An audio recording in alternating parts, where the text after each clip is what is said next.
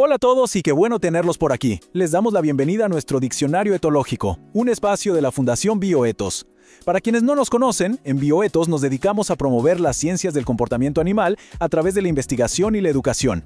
Y bueno, hoy vamos a usar esa misma lupa con la que estudiamos a los animales para observarnos a nosotros mismos. Vamos a hablar de un campo fascinante que nos toca muy de cerca, la etología humana. Para que el viaje sea claro, esta será nuestra ruta. Primero, vamos a entender bien qué es la etología y quiénes fueron sus pioneros. Después, veremos cómo de ahí nació la etología humana. Luego, nos meteremos de lleno a buscar esos comportamientos que todos compartimos. Y al final, vamos a reflexionar un poco sobre por qué todo esto es tan importante para entendernos mejor como especie. ¿Listos? Arranquemos. Muy bien, vamos a sumergirnos en el tema. Y es que antes de poder hablar de etología humana, es fundamental que entendamos de dónde viene, o sea, su ciencia madre, la etología. Aquí está la gran pregunta, ¿no? La que se han hecho filósofos y científicos durante siglos. ¿Será que nacemos como una página en blanco y es la cultura la que escribe nuestra historia?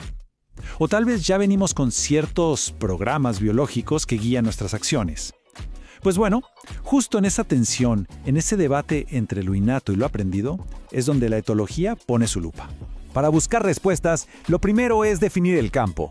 La palabra etología viene del griego ethos, que significa costumbre o conducta, y logos, que es estudio o ciencia. O sea, en palabras sencillas, es la biología del comportamiento.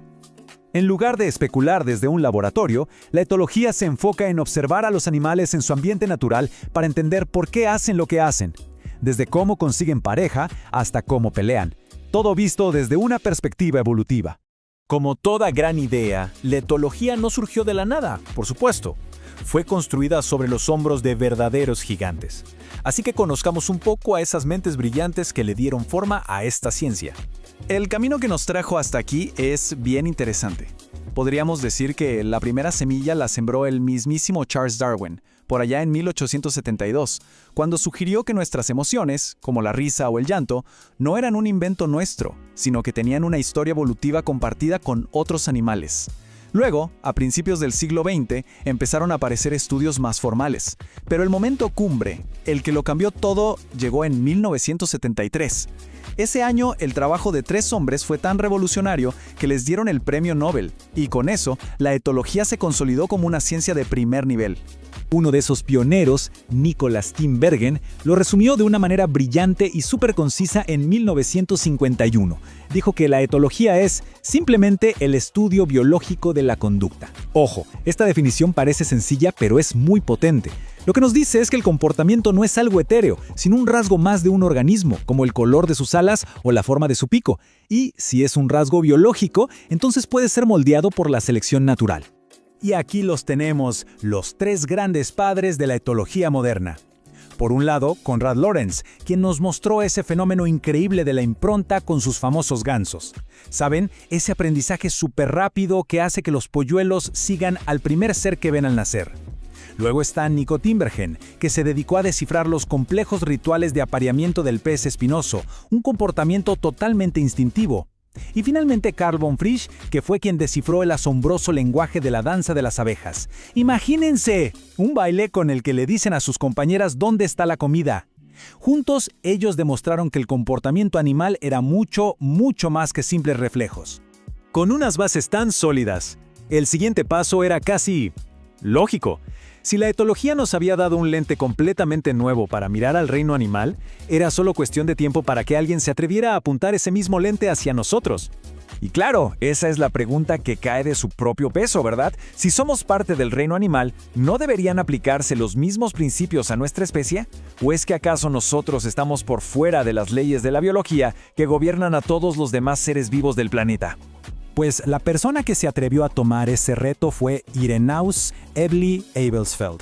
Él, un biólogo austriaco y dato clave, discípulo directo de Konrad Lorenz, tuvo la visión y la audacia en los años 60 de fundar lo que hoy conocemos como etología humana.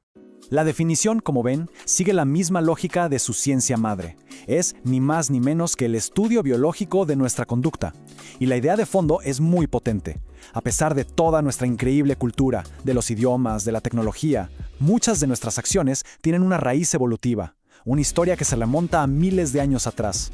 En resumen, lo que nos dice es que no somos solo cultura, somos, y esto es inseparable, biología también. Bueno, entonces, ¿cómo se estudia algo así? La etología humana se lanzó a una misión que suena casi imposible: encontrar esos comportamientos que todos, absolutamente todos los seres humanos compartimos, sin importar el país, la cultura o la época en la que hayamos nacido. El gran objetivo era identificar esos patrones de conducta que parecen estar, por así decirlo, preprogramados en nuestro sistema nervioso. Y para lograrlo, Abel Abelsfeld y su equipo hicieron algo increíble. Se fueron a viajar por todo el mundo con sus cámaras, desde tribus aisladas en el Amazonas hasta las grandes ciudades europeas, filmando miles de horas de interacciones humanas en su estado más puro. Y muchas veces lo hacían con cámaras especiales para que la gente ni se diera cuenta. Y vaya que encontraron cosas. Pero de todos sus descubrimientos, quizá el más famoso, el que mejor ilustra esta idea de un universal humano, es un gesto pequeñito, casi imperceptible, que seguramente todos hemos hecho varias veces hoy sin siquiera darnos cuenta. Se trata del famoso flash o destello de cejas. Piénsenlo. Es así de simple. Cuando vemos a alguien conocido a la distancia, a alguien que nos agrada, hacemos una elevación rapidísima de las cejas. Dura apenas una fracción de segundo. Es una señal casi inconsciente que básicamente dice: hola, te vi, te reconozco y todo bien, no hay peligro. Lo más fascinante es que este gesto se encontró en culturas de todo el planeta, desde los Andes hasta las islas del Pacífico. Esto sugiere fuertemente que es parte de nuestra herencia biológica, una especie de gramática universal que todos compartimos. Muy bien, ya vimos qué es, quiénes la crearon y qué es lo que busca. Pero ahora viene la pregunta clave. ¿Y todo esto para qué? ¿Por qué es tan importante saber que levantamos las cejas de la misma forma aquí, en América Latina, que en una aldea remota de África? Pues importa porque nos ofrece un espejo. Nos recuerda algo que, con tanta tecnología y tanta complejidad cultural, a veces se nos olvida: que somos una especie animal más, que estamos profundamente conectados con la naturaleza y que fuimos moldeados por las mismas fuerzas evolutivas que dieron forma a todas las demás criaturas de este planeta. Entonces, para que nos llevemos las ideas principales. Primero, que nuestro comportamiento tiene una raíz biológica muy profunda, que está ahí debajo de todas las capas de cultura. Segundo, que compartimos una especie de gramática universal para relacionarnos. Y tercero, y tal vez lo más importante, que entender esta herencia evolutiva es una herramienta de autoconocimiento potentísima. Nos ayuda a entender mejor el origen de cosas tan humanas como el afecto, la agresión o la cooperación. Y esto, claro, nos deja con una reflexión final. Si aceptamos que, a pesar de todas nuestras diferencias culturales, en el fondo todos funcionamos con un manual de usuario biológico similar, ¿qué puertas nos abre eso para mejorar la comunicación, para resolver conflictos y, en últimas, para entendernos mucho mejor como especie? La exploración de nuestra propia naturaleza es un viaje que nunca termina. Muchísimas gracias por habernos acompañado en esta parada del Diccionario Etológico. Si estos temas les apasionan tanto como a nosotros, no olviden darle like, suscribirse y activar esa campanita para no perderse las próximas entregas. Su apoyo nos ayuda a seguir adelante con la misión educativa de la Fundación Bioethos. Nos vemos en la próxima.